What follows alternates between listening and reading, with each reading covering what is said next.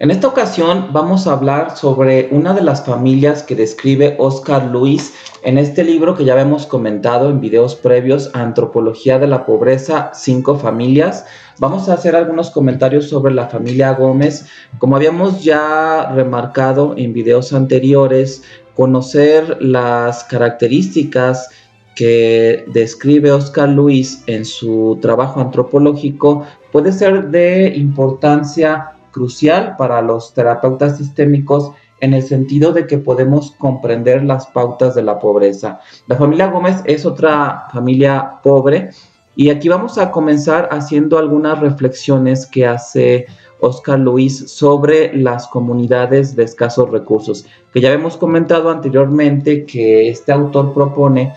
que las características de estas comunidades pobres son aplicables a la pobreza expresada en cualquier lugar del mundo. Quiere decir que si nosotros entendemos las pautas de la pobreza en México, también vamos a comprender mejor cuáles son las pautas de la pobreza en otros lugares del mundo.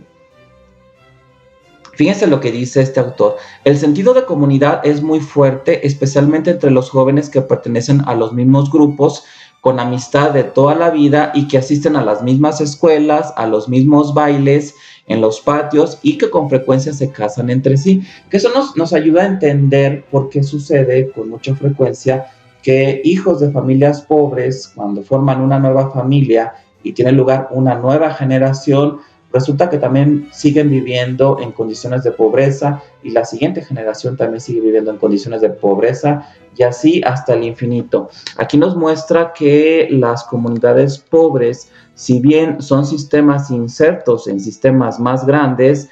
resulta que ellos tienen una visión muy estrecha de las comunidades más amplias a las que ellos pertenecen. De manera que lo que menciona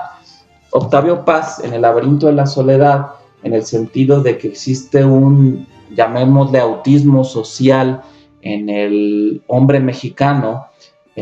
refiriendo que el mexicano está solo y que está apartado de los demás, pues resulta que eso también pasa con las comunidades pobres. Oscar Luis demuestra cómo estas comunidades que vivían en vecindades del centro de la Ciudad de México prácticamente no salían de esa zona. Ya habíamos comentado que no sería raro encontrar comunidades en las cuales viven ancianos de 80 o incluso 90 años y que no han salido de ese municipio o de ese ranchito y que por tanto no conocen cómo es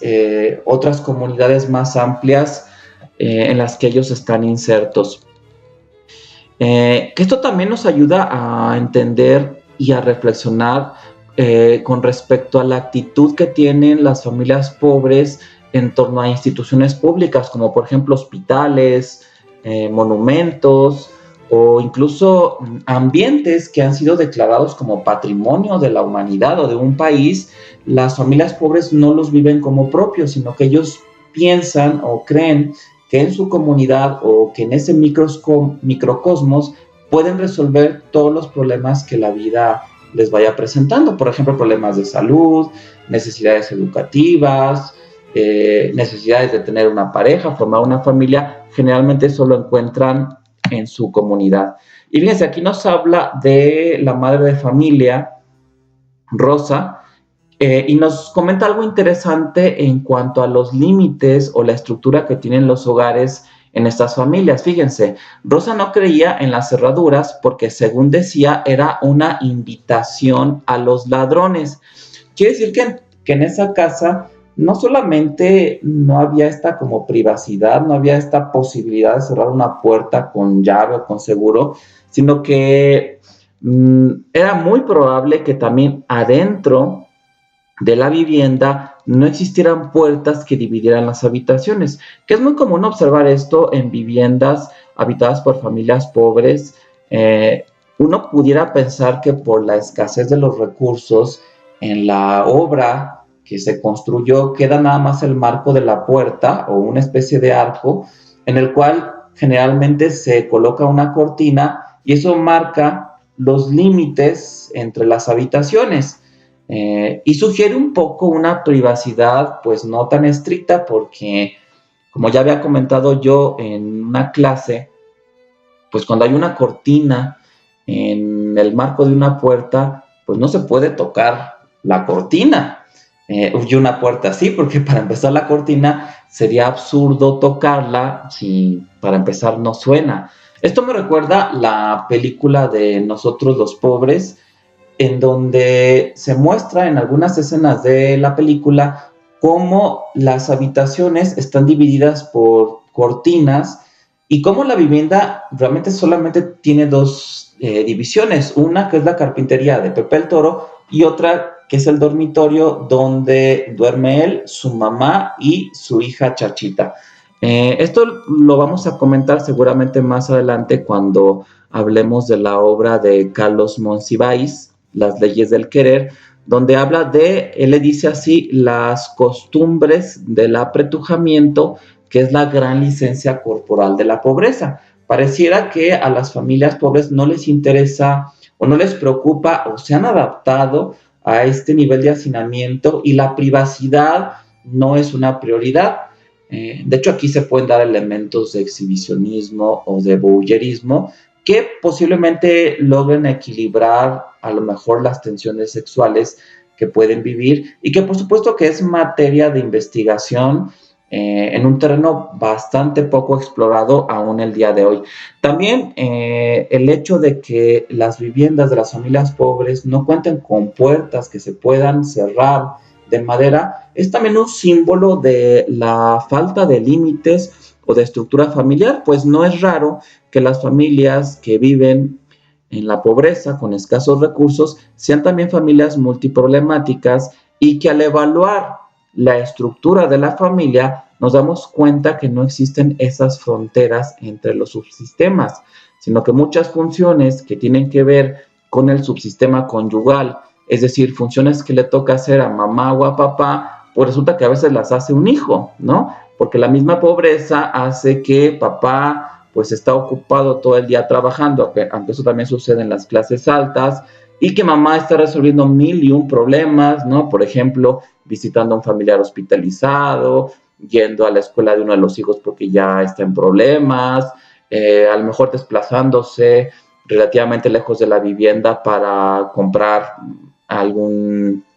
vívere o aprovechar alguna oferta o 1001 cosas que puede hacer la madre de familia cuando el contexto es multiproblemático. Aquí no es raro que entonces los hijos hagan funciones parentales y que pudiera darse el caso, por citar un ejemplo, de que una niña de 6, 7 años pues sea la cuidadora principal a lo mejor de un bebé de 1 año o de 2,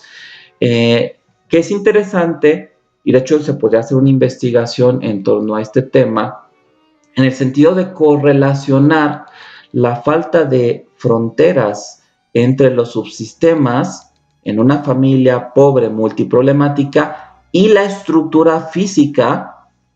incluso podríamos decir arquitectónica, que tiene la vivienda que habitan. Se podría hacer esa correlación que en realidad yo nunca he leído un estudio así, pero sería muy interesante, ¿no? Hacer una evaluación de la familia, ver su estructura y luego ir a la vivienda y ver si hay puertas, no hay puertas, si existen marcos con cortinas, si existe la tendencia de tocar a la puerta. De hecho, incluso lo que menciona aquí Oscar Luis de que Rosa no cerraba con cerradura la puerta que daba a la calle, pues también nos habla de que con mucha facilidad los vecinos, en el momento en que se les ofrecía o en el momento en que lo consideraban necesario, podían ingresar a otra vivienda. De manera que no solamente hacia adentro de la familia hay esta difusión de los límites, sino también hacia el exterior. De manera que pudiera ser que sea difícil determinar en dónde termina una vivienda o una familia y en dónde empieza otra. Que estoy seguro que las personas que trabajan en el INEGI haciendo censos de población muchas veces se topan con la dificultad de saber cuántas personas viven en una casa, en una habitación, porque no es raro encontrar que a veces uno de los hijos o incluso el padre de familia pues resulta que a veces vive en varias casas, ¿no? Que eso quizá lo veamos más adelante en la obra de Oscar Luis, Los hijos de Sánchez, cuando hablemos de Jesús Sánchez, el padre de familia, que como muchos mexicanos, tenía una casa chica y resulta que él podía llegar y dormir ahí y comer y tenía ropa ahí, incluso a lo mejor hasta su cepillo de dientes. Y entonces si tú te encontrás a Jesús Sánchez, que ya falleció porque fue un personaje real, les recuerdo que Los hijos de Sánchez no es una novela como algunos pudieran creer, sino que es un estudio antropológico, pero seguramente Jesús Sánchez a lo mejor en algún momento de su vida tendrá dificultades para saber en qué lugar vive. Incluso me ha tocado ver casos de niños en donde tienen dificultad para saber en dónde viven porque una parte del tiempo se la pasan en casa de la mamá y luego si el papá se separó y vive también cerca, que también eso es muy común, pues resulta que pasan tiempo también en casa del papá o de la abuelita y tienen ropa en todos. Y de hecho a veces a mí cuando realizo una historia clínica evaluando un niño, me cuesta trabajo saber dónde vive ese niño. Y esto es por lo que nos comenta Oscar Luis de esas fronteras hacia afuera de la familia. No queda claro cuál es el límite del sistema familiar, puesto que es difuso en una comunidad más amplia. De hecho, si mal no recuerdo, y esto lo leí ya hace tiempo, incluso en casas en donde existe una planta y luego hay una como planta superior en donde vive una familia distinta, pues resulta que el INEGI se enfrenta hacia la dificultad de si se debe censar esa vivienda como una sola, en donde a lo mejor en una planta vive una familia y en la superior otra, o si se debe de censar como dos viviendas. Y lo que hizo el INEGI, que eso igual y lo tenemos que revisar para ver si esta información es actual, fue considerar que si había una sola cocina, entonces, aunque fueran dos plantas y fueran dos familias, si utilizaban la misma cocina, si ahí preparaban los alimentos, entonces se consideraba una sola vivienda. Y se consideraba que vivía una familia extensa. Pero si cada familia tenía su propia cocina, entonces se consideraba que eran dos viviendas y que cada familia la habitaba, ¿no? Una familia nuclear arriba y otra familia nuclear abajo. Yo antes utilizaba el criterio, por ejemplo, de el recibo de la luz, porque muchas veces elaborando historias clínicas de familias pobres, me costaba trabajo saber si eran dos viviendas contiguas o si era la misma vivienda donde se compartía el espacio. Entonces yo preguntaba cuántos recibos de la luz llegan. Llega un recibo de la luz para la planta alta y un recibo de la luz para la planta baja y pues resulta que a veces sí, pues resulta que a veces no, que a veces llegaba un solo recibo de la luz y entonces uno pues ya podía creer que realmente era la misma vivienda y que estaba siendo compartida. Por eso comento yo que ante familias en pobreza debe de resultar muy difícil para los censadores del INEGI el poder documentar la información de una manera confiable. También algo que yo he utilizado y no he escuchado si alguien más lo utilice es preguntar dónde está el cepillo de dientes, ¿no? Por ejemplo, en el caso de niños o en el caso de un progenitor que pasa mucho tiempo en otra vivienda, que por ejemplo no es raro, esto lo vamos a ver más adelante, que el apego tan fuerte o tan estrecho hacia la figura materna hace que el hombre, el padre de familia, aún siga pasando gran parte de su tiempo, incluso más, en la casa de su mamá, en la casa que habitó la familia de origen, y que él le dedique menos tiempo a la familia que él formó con su pareja y con sus hijos. De manera que posiblemente en muchos mexicanos la principal inversión del tiempo puede ser el trabajo, después la casa de la mamá y al último la casa que habita la mujer y los hijos, ¿no? Que en ese sentido no sería raro que la esposa o la concubina pues sienta que ocupan el último lugar entre las prioridades de su esposo. Pues entonces lo que yo llego a preguntar, si sé que un padre de familia pasa mucho tiempo en casa de su mamá, o también me ha tocado conocer casos de padres de familia que pasan mucho tiempo en su trabajo, por ejemplo, veladores o jardineros, donde la institución o la empresa les da un pequeño cuartito con una cocineta, una cama, pues a veces ya viven ahí, ¿no? Y no queda claro si el señor vive en el trabajo, en el taller o en el lugar que cuida o en su vivienda donde está el resto de la familia. Entonces yo pregunto por el cepillo de dientes, ¿no? Eh, ¿Dónde está el cepillo de dientes? ¿Dónde lo guardan? Porque generalmente donde está el cepillo de dientes es donde tú vives. A veces no basta con preguntar dónde duermes, o no basta por preguntar dónde comes, o no basta por preguntar en dónde tienes tu ropa o dónde se lava tu ropa, porque eso también puede ser en múltiples domicilios. Ahora, esto del cepillo de dientes no aplica en todos los contextos porque muchas personas de clase media o clase alta pues traen su cepillo de dientes consigo, ¿no? En su mochila, en la bolsa. Y también me ha tocado conocer familias muy pobres que cuando pregunto por el cepillo de dientes del señor esposo, pues resulta que la mamá me dice que le da mucha pena, pero que el señor pues no tiene cepillos de dientes en ningún lugar porque no se cepilla los dientes. Entonces aquí el cepillo de dientes como indicador de dónde vive alguien pues no funciona, pero quizá haga falta más investigación con respecto a cuáles son los factores o las variables que se pudieran medir o documentar y que nos hablen de cuál es el domicilio, la vivienda o el contexto social inmediato de alguna persona. Y fíjense, aquí también nos habla de una pauta muy interesante que vemos en familias pobres, y esto lo ve Oscar Luis en vecindades en la década del 40 y del 50, y creo yo que es totalmente vigente, porque también el hecho de que los hijos de Sánchez y Antropología de la Pobreza hayan ya superado medio siglo desde su primera edición, están lejos de considerarse textos obsoletos, anticuados o de escaso interés para nuestra sociedad actual. Por supuesto que no. Ya he comentado yo en algunos contextos que las pautas familiares, y aquí estamos hablando de las pautas de la pobreza,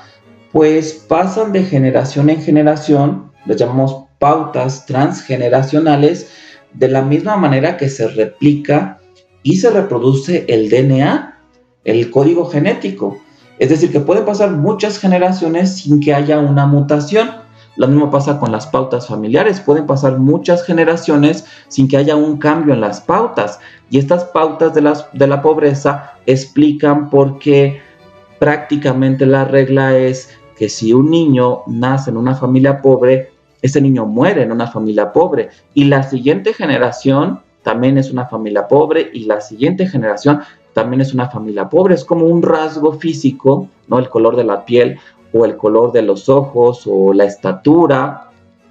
que va pasando de generación en generación a través del código genético, que se copia casi perfectamente o con muy pocos errores a lo largo de los años o de los ciclos o de los siglos, perdón. Pues lo mismo sucede con las pautas familiares. Y bueno, fíjense lo que dice aquí sobre Héctor, uno de los hijos de familia de los Gómez. Dice: en contraste con su apariencia exterior, Héctor vivía pobremente.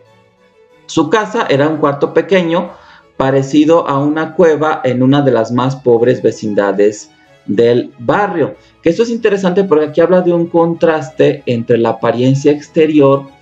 y la pobreza en la cual vivía. Es decir, nos da a entender Oscar Luis que Héctor se vestía bien, tenía muy buena presentación, no se hacía tan evidente, que esto no es común, no se hacía tan evidente su clase social a través del vestido, que cuando yo hablo de este tema de hacer evidente la clase social a través del vestido, no me refiero al hecho de usar ropa de marca o utilizar ropa cara, porque muchas veces a simple vista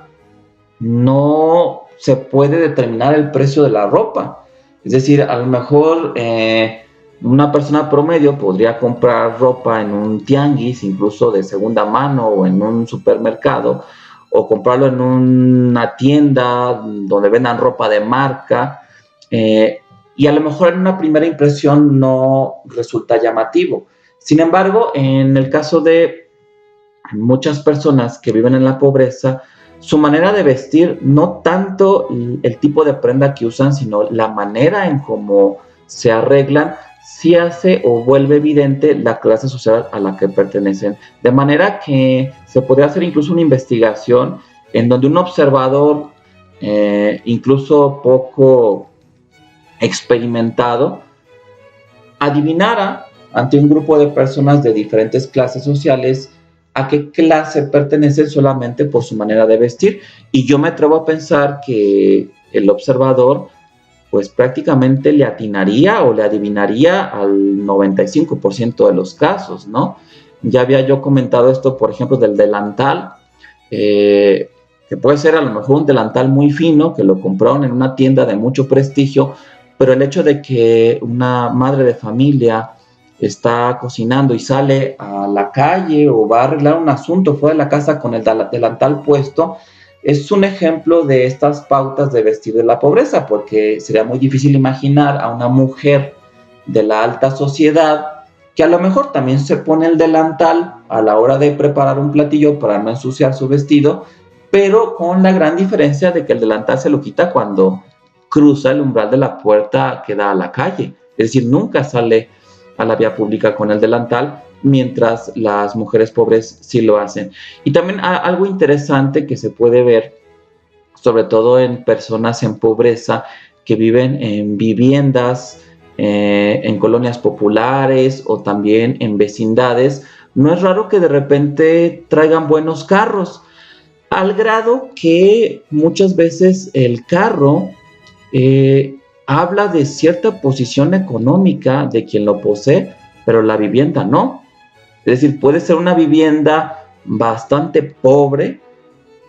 que por sí misma habla de escasez de recursos, pero que a la entrada de la vivienda hay un carro estacionado que puede ser un carro, pues incluso nada barato, ¿no? Sino un carro que habla de cierto poder adquisitivo, que creo yo que en los mexicanos, o incluso también en clase media, es muy frecuente esta incongruencia, ¿no? ¿Cómo es el carro que tú manejas o qué marca de carro traes o cuánto cuesta tu automóvil y cómo está tu casa, ¿no? ¿En qué colonia está? ¿Cuánto pagas de renta o cuánto es el valor de la casa? Y muchas veces encontramos esto porque algunas personas que son parte de la comunidad de la pobreza tienen esta pauta que observamos en Héctor. Pero fíjense, su casa era un cuarto pequeño parecido a una cueva en una de las más pobres vecindades del barrio. Tenía que cubrirse con una cobija desgarrada, fíjense, y sucia, y dormía sin sábanas. Que bueno, también aquí vemos esta como austeridad. A él no le importaba, pero nunca hubiera imaginado invitar allá a sus amigos, claro, porque él habla, Oscar Luis, de la apariencia exterior, es decir, qué era lo que Héctor proyectaba hacia afuera y qué era lo que se veía pues, ya hacia adentro en su vida privada, ¿no? Que aquí, aunque está hablando de la familia Gómez, aquí sí nos habla de que Héctor ya había abandonado la vivienda familiar, se había ido a radicar incluso a una vecindad más pobre, pero fuera de esa vecindad más pobre en la que él radicaba, pues se conducía con una actitud semejante a las personas que poseen más recursos. Y fíjense, aquí también es muy interesante poder observar esta descripción que hace Oscar Luis del sobreinvolucramiento que tenía Héctor en torno a los conflictos conyugales, que eso también no es raro observarlo en cualquier familia. Aquí sí no podríamos decir que tiene que ver con las pautas de la pobreza. Dice Oscar Luis, en más de una ocasión Héctor había defendido a su madre de los golpes del padre. Estas intromisiones encolerizaban tanto a Agustín, el padre de familia de los Gómez, que una vez golpeó a Héctor con un palo y otra llamó a la policía y lo acusó de haberlo atacado. Que esto es interesantísimo porque aquí vemos la violencia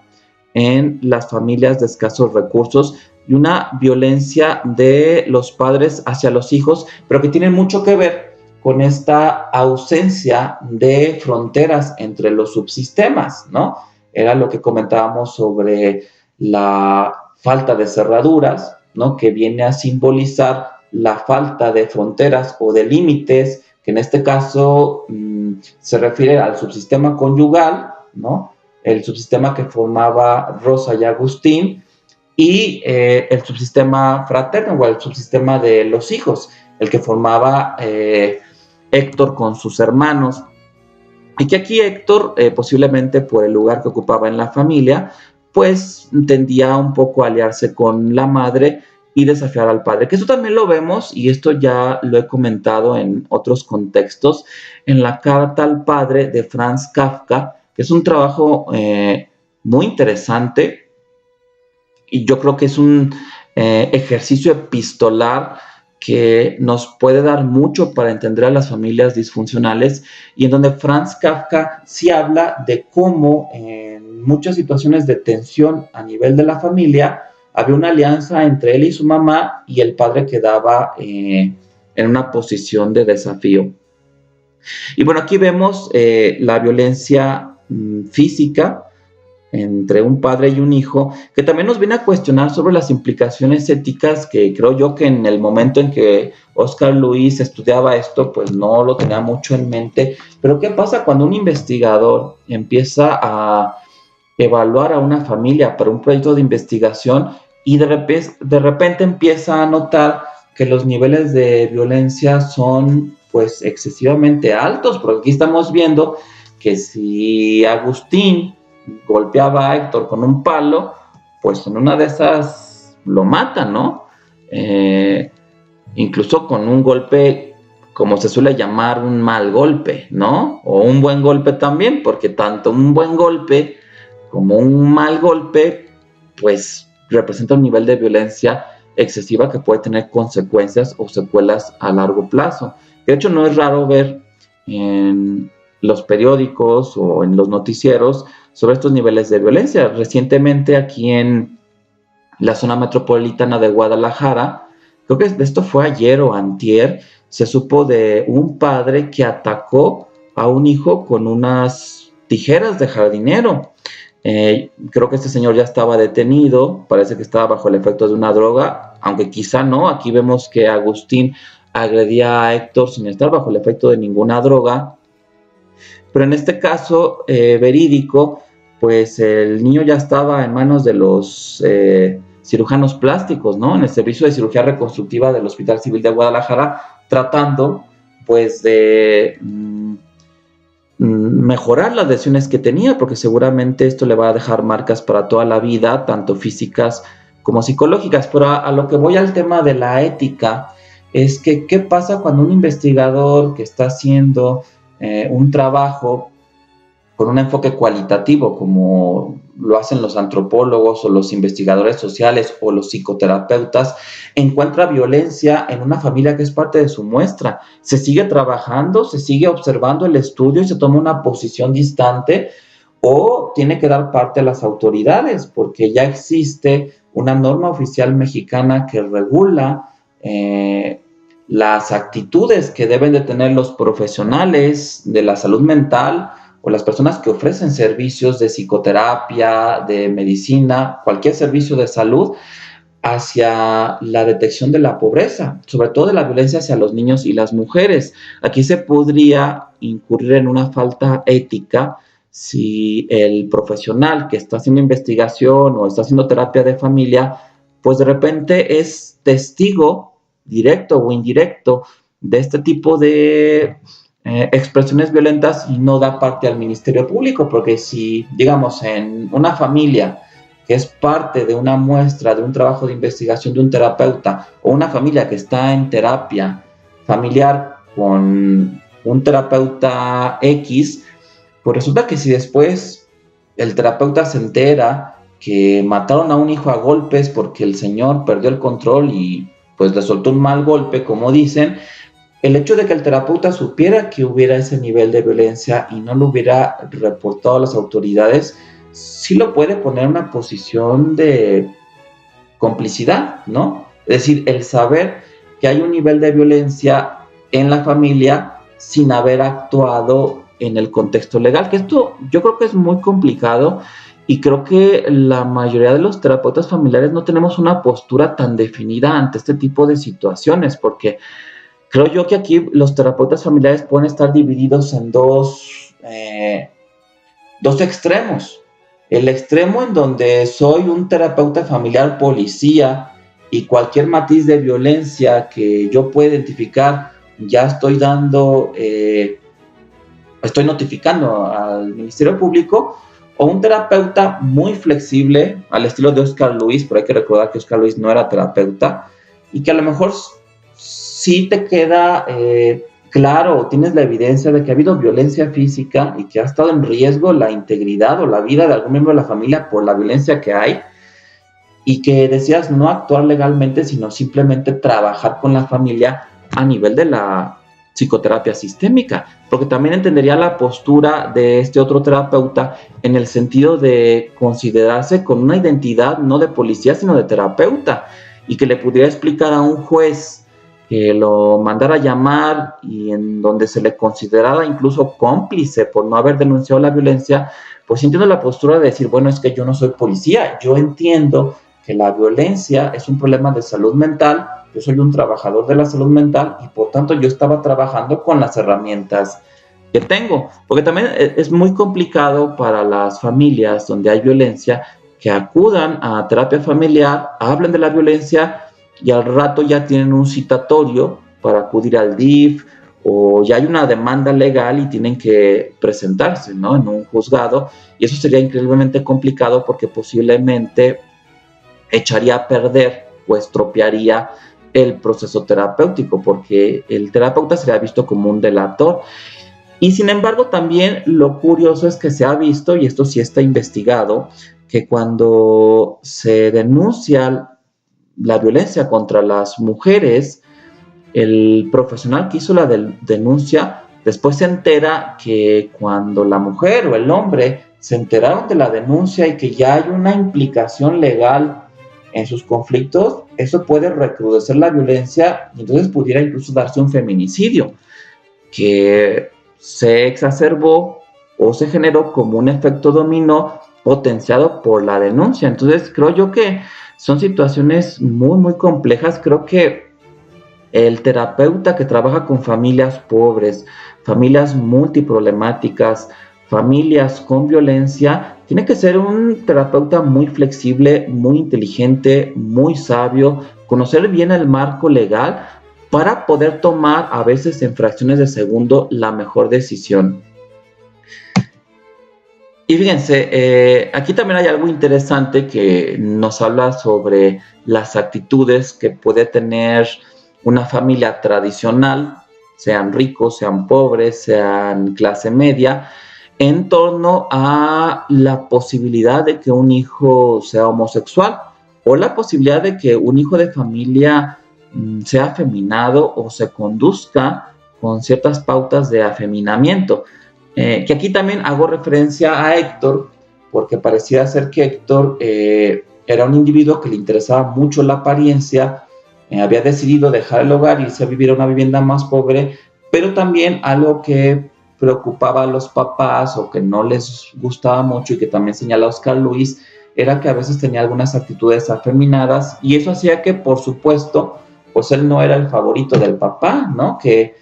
incluso se podía investigar, yo me atrevería a decir que si en una familia tradicional, donde hay mamá, papá y varios hijos, tenemos varios varones, si uno de ellos es afeminado o un poco afeminado, yo me atrevo a decir que casi con toda seguridad ese no va a ser el hijo favorito del papá. El hijo del papá generalmente va a ser el hombre con conductas más varoniles o con pautas más machistas, pero pudiera ser que para compensar,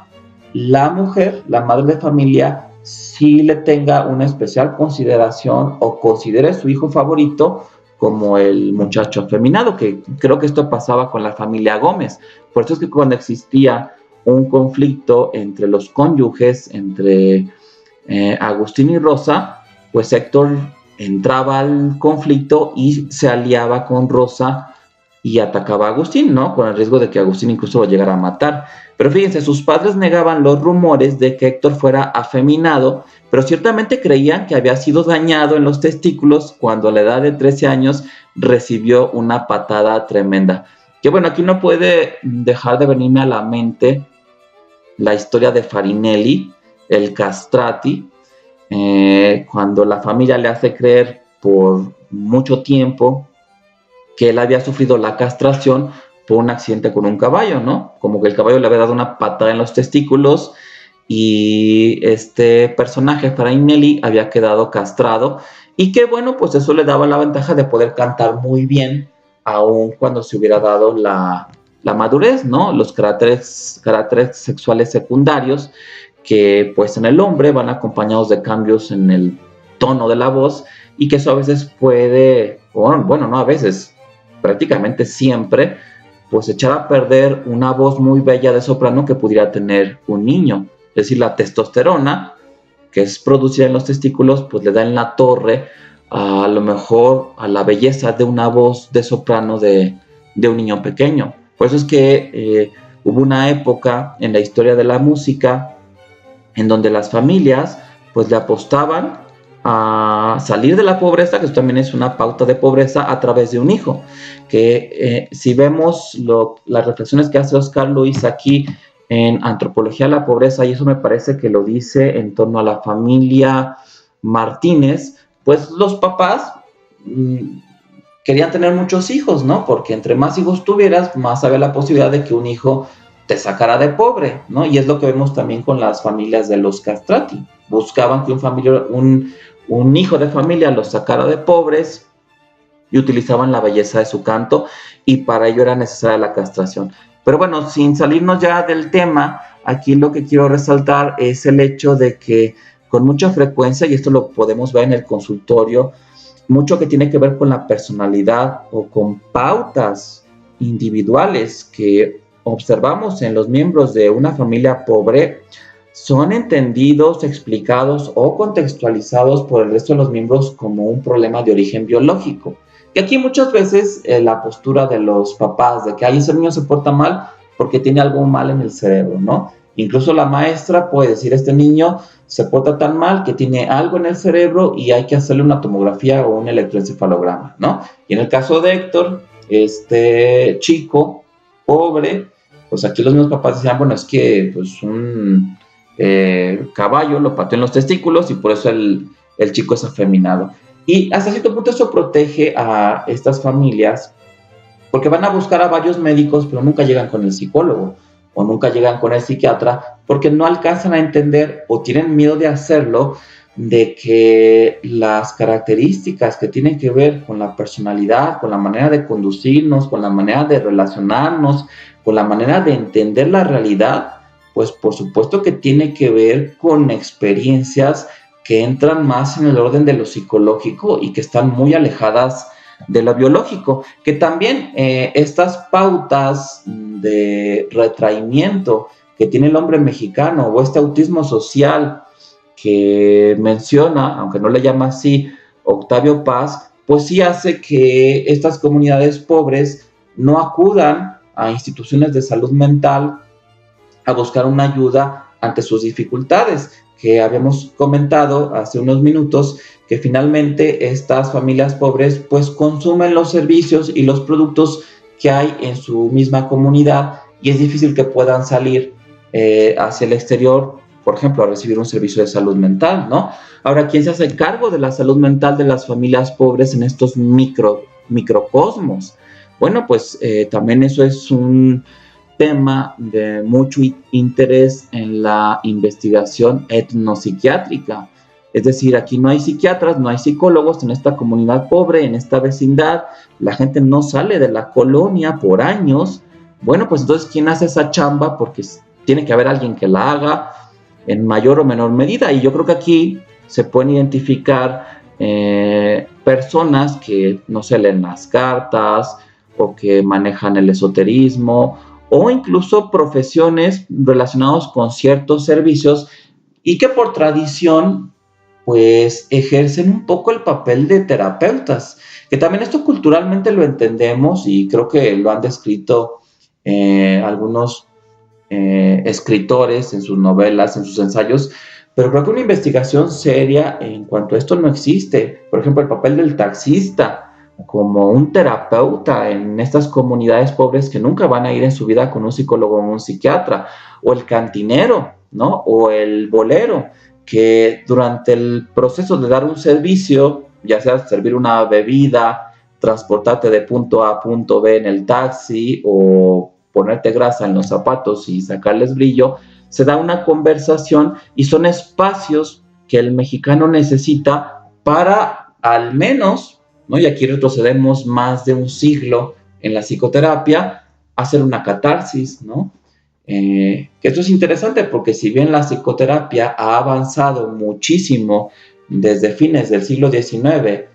a principios del siglo XXI, pues resulta que este tipo de terapeutas, el taxista, el bolero y el cantinero, pues siguen ejerciendo una terapia muy catártica, que fue con lo que empezó Sigmund Freud y con lo cual no se quedó, porque esta terapia de catarsis o cura por el habla,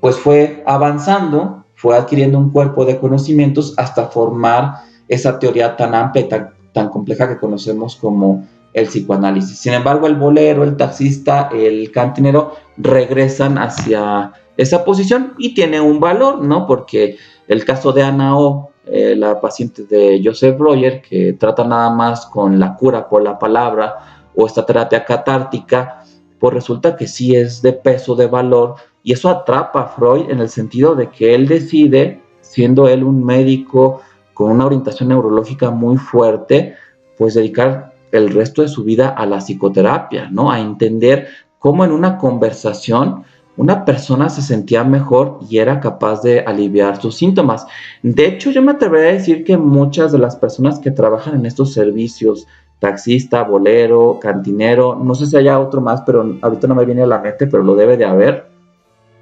Si en parte también ejercen este trabajo,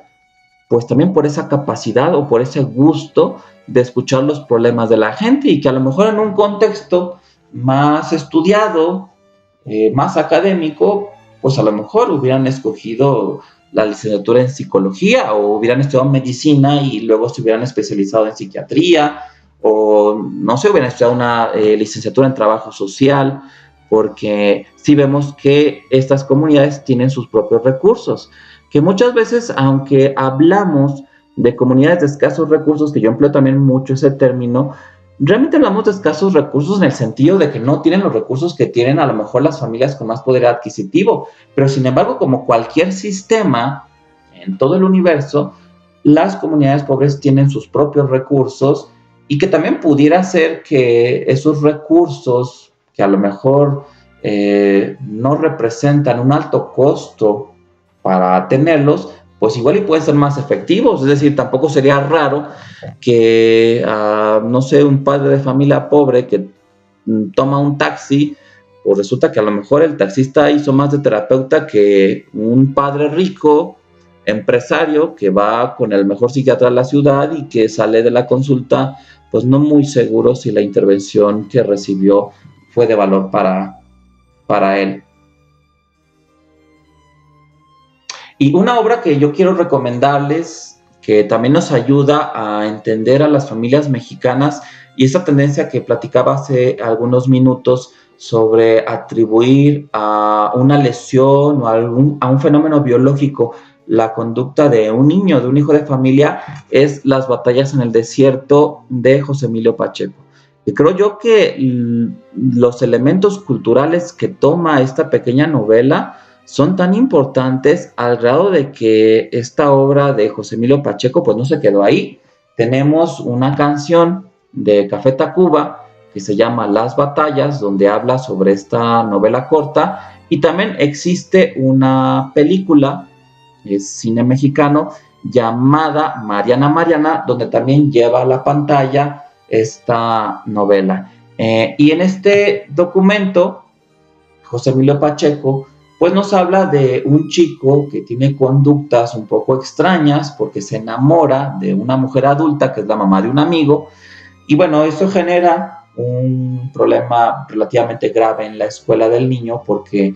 en pleno clímax del enamoramiento el protagonista se sale de la escuela en horario de clase y va al departamento de Mariana, que era una mujer muy guapa, muy atractiva, y era la mamá soltera de un compañerito. Y bueno, la escuela se entera la familia, el niño es llevado con el psiquiatra,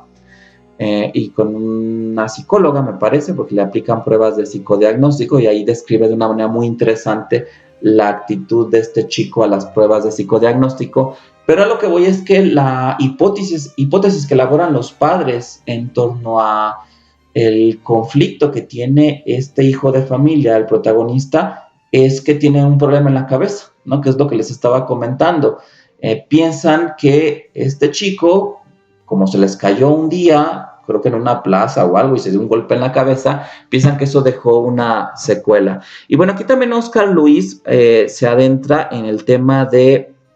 las deudas o el manejo de las finanzas, que eso también, para entenderlo, recomiendo la lectura de Padre Pobre, Padre Rico de Kiyosaki, que él habla de las diferencias en cómo piensan las familias que tienen poder adquisitivo y cómo piensan las familias de escasos recursos. El niño que vive en la pobreza y que tiene 5 pesos va a la tiendita y muestra la moneda y le pregunta al dependiente qué le alcanza con eso y se le dan los dulces o lo que le alcance con esos 5 pesos. Pero si un niño rico tuviera esa moneda de 5 pesos, posiblemente lo manejaría distinto. No iría con el señor de la tienda a preguntarle qué le alcanza con esos 5 pesos y entregaría la moneda completa a cambio de mercancía que va a consumir. El niño rico, si ha recibido una educación del padre rico, pues el niño rico a lo mejor va a gastar 2 pesos, 2 pesos los va a ahorrar y 1 peso lo va a invertir. Pero bueno, fíjense lo que dice aquí Oscar Luis en torno a la actitud de Rosa hacia las finanzas, que eso también es un tema como para dedicarle una hora a las finanzas del mexicano. Fíjense, a pesar de todo, creía que valía la pena endrogarse por tener una televisión. Estamos hablando de la década del 40, inicios del 50, que es muy interesante porque si empresas como Coppel, Electra o este tipo de empresas que están dirigidos a familias pobres y que les dan créditos, pues quizá a lo mejor, no sé, estos grandes empresarios, que algunos son los hombres más ricos de México, pues si leyeron la obra de Oscar Luis, pues ahí hicieron su negocio porque se dan cuenta que las familias pobres son capaces de endrogarse por tener una televisión. Que eso yo, digamos, ya llevándolo a nuestra época actual, a inicios del siglo XXI, pues yo ya lo cambiaría con que las familias pobres son capaces de endrogarse por tener un celular, ¿no? El Samsung S10, ¿no? O el iPhone 10, o al menos un celular de gama alta y que muchas veces no corresponde con el nivel de ingresos que tiene una familia, ¿no? O con la clase social a la que pertenece un niño. Porque, de hecho, cuando empezó todo este asunto de los celulares, luego de repente pasaba que niños muy pequeños, pues tenían incluso un celular mejor que el que tenían niños, a lo mejor más grandecitos y que tenían más recursos económicos. Yo creo que ya actualmente no encontramos mucha diferencia en cuanto al modelo de celular que tienes o la marca de celular y tu clase social, ¿no? Claro, habría que hacer una investigación al respecto, si todavía, como a lo mejor sucedió al inicio, en donde solamente las clases pudientes tenían un celular, pero si todavía aplica eso en el sentido de que las mejores marcas están en manos de las clases más acomodadas, porque con esta capacidad de las empresas de ofrecer créditos a clases poco pudientes y aprovechándose un poco de este deseo de endrogarse con tal de tener un bien, un dispositivo, pues finalmente sí puede generar que algunos bienes materiales no te hablen de la situación económica de una familia. Y fíjense, también creía que la televisión tenía un efecto educativo. Fíjense qué interesante y benéfico para los niños. Nuevamente, ¿cuántos niños en nuestro país no han sido educados por la televisión, por las telenovelas, por La Rosa de Guadalupe, por el show de Laura o Laura en América, no sé cómo le llaman, o lo que callamos las mujeres? Que de hecho yo creo que Televisa y TV Azteca sí están conscientes de que las telenovelas aunque en apariencia están dirigidos a un público adulto, pues que también tienen mucho público infantil, sobre todo porque hay telenovelas en el horario en el que los niños están en casa por las tardes, a lo mejor haciendo la tarea y tratando de evadir esa responsabilidad y buscando distraerse con la televisión.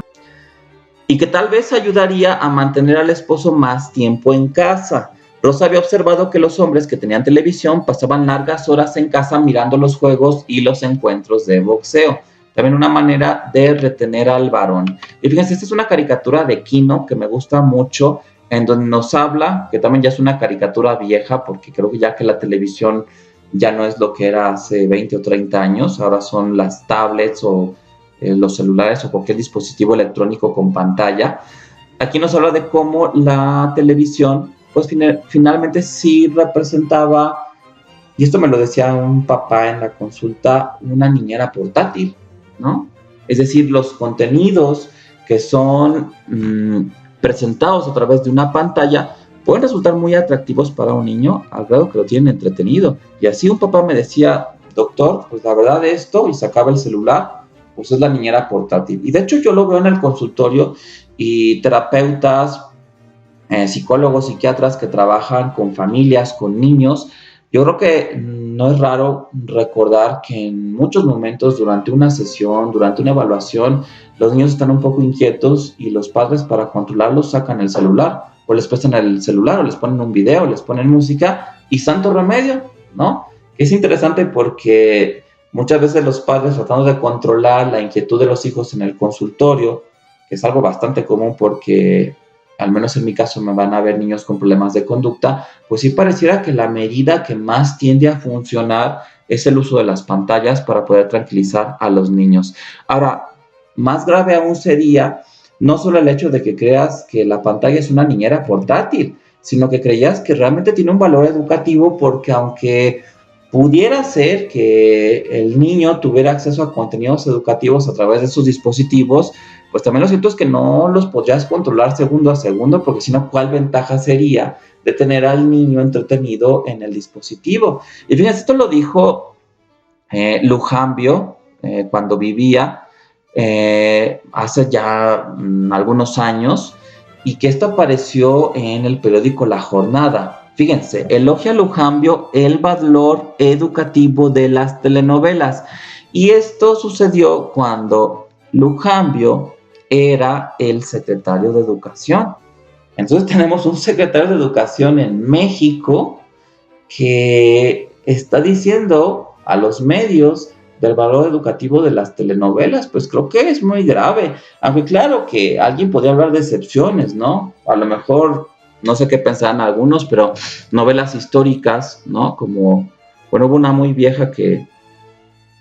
creo que fue de los 70s, El Carruaje, luego en los 80s, Senda de Gloria, luego en los 90s, El Vuelo del Águila, La Antorcha Encendida. Creo que ya no ha habido más novelas históricas donde se hable de personajes de la Revolución o la Independencia, pero fuera de esas excepciones, pues realmente yo creo que en general las telenovelas en México no tienen un valor educativo para los niños. Y fíjense, a veces resulta difícil saber si estos contenidos que atrapan a los niños, porque aún los niños hiperactivos pareciera que dejan de serlo en el momento en que están frente a la pantalla, si son un problema